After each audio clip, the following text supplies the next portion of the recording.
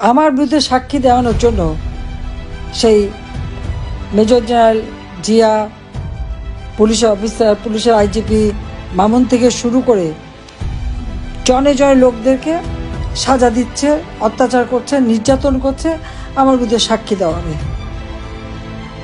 আর সাক্ষী দেওয়া তো লাগে না, আবু সাইদের বাবাই তো সাক্ষী দিয়ে গেছে। আমি তো আবু সাইদকে হত্যা করি নাই, হত্যা করিয়েছে ডক্টর মোহাম্মদ ইউনূস তার মেটিকুলাস ডিজাইনের অংশ হিসেবে, মাস্টার মাইন্ড দ্বারা। এই জন্যই তো তার বাবাকে সাক্ষী দেওয়ার জন্য যতই শিখিয়ে পড়ে আনে, সে কি বলেছে, আবু সাইদের মাথায় গুলি লেগেছে। আর সারা দুনিয়া দেখেছে আবু সাইদ বুক পেতে দিয়ে গুলি নিয়েছে। তার ডেড বডিতে, যদি পুরো ডেড বডিতে লক্ষ্য করবেন দেখবেন সে রাবার বুলেটে সমস্ত শরীর ঝাঁঝরা হয়ে আছে, কিন্তু কোনো ম্যাটার বুলেট কিন্তু সেখানে নাই।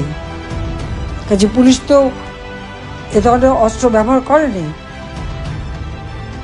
কারণ পুলিশে তার ঢিল মেরেছে, সেই ঢিল মাথায় লেগে তার মাথা কেটেছে।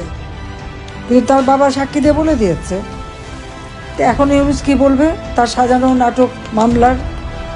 নিজের সন্ত্রাসী, জঙ্গি, দুর্নীতিবাজ, অর্থ আত্মসাৎকারী, আর নিজের দায়ভার চাপাচ্ছে আওয়ামী লীগের অগণিত নেতা কর্মীদের উপর, আর আওয়ামী লীগকে একের পর এক অত্যাচার, নির্যাতন। কাজে আমি সাবধান করে দিচ্ছি, এই বিএনপি জামাত যথেষ্ট হয়ে গেছে, কিন্তু প্রত্যেকের চেহারা মনে রাখতে হবে, একজনকেও ছাড় দেওয়া হবে না। সবগুলি বিচার তো হবেই হবে, আর তাদের মব সন্ত্রাস করেছে ওরও জবাব দেওয়া হবে।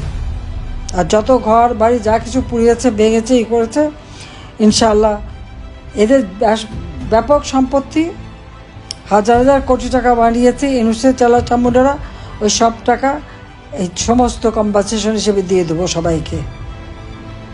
আল্লাহ যেন সেই দিনটা দেয়, শুধু সেই দোয়া করেন। আমি আছি আপনাদের সাথে, দেশের মানুষের সাথে।